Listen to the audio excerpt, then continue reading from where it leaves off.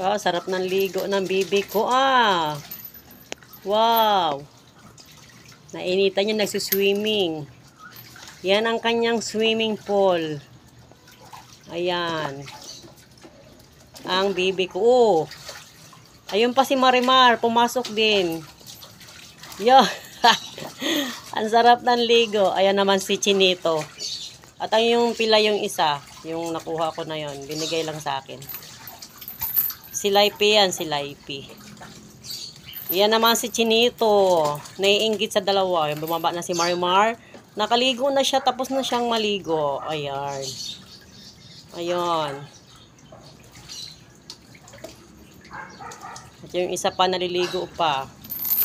Hindi ko pa siya napapangalanan. Ah, siya si Gandara.